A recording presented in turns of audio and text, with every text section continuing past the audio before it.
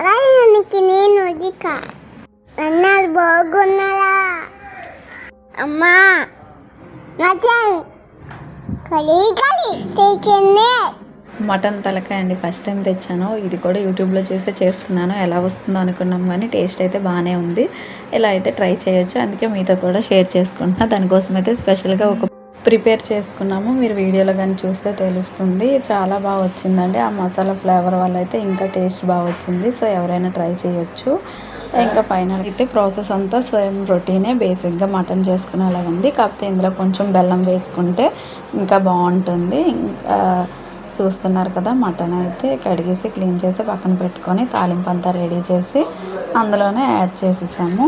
మీరు ఎలా చేసుకుంటారు, ఇలానే చేసుకుంటారా? నేనైతే ఫస్ట్ టైం చేయడం కదా, కొంచెం కొత్తగా అనిపించింది అండ్ కొంచెం టెన్షన్గానే అనిపించింది. బట్ రిజల్ట్ అయితే నాట్ బ్యాడ్, ట్రై చేయొచ్చు. ఇంకా బెటర్గా చేయొచ్చు అనిపించింది. ఈసారి ఇంకో వీడియో చూసి మళ్ళీ ఒకసారి ట్రై చేసి మేము ముందుకు ట్రై చేస్తాను. అంతవరకు మీరైతే ఇలా ట్రై చేయండి. Thank you guys, bye bye. Main thing ఏంటంటే మనం ప్రిపేర్ చేసుకునే మసాలా అనేది స్టార్టింగ్లో ఇప్పుడు మనం కర్రీ వండే ముందే కొంచెం వేసుకొని అండ్ అందులో సగం లాస్ట్లో మనం ఇంకా విజిల్స్ అన్నీ అయిపోయాక నేనైతే 8 to 9 విజిల్స్ పెట్టుకున్నాను. అప్పుడే బాగా అయ్యింది. ఇంకా అంతకన్నా ఎక్కువ పెట్టుకున్న 1 2 ఎక్కువ పర్వాలేదు, కానీ తక్కువ అయితే అసలు ఉడకదనిపించింది.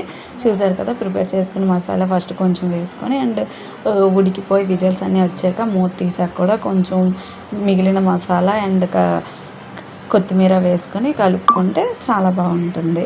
టేస్ట్ అయితే ఇంకా బాగుంటుంది. Thank you guys, bye bye. Whistles అయితే కంపల్సరీ కౌంట్ చేసుకోండి, ఎందుకంటే కొంచెం తక్కువ ఉడికితే మటన్ అనేది తినలేము.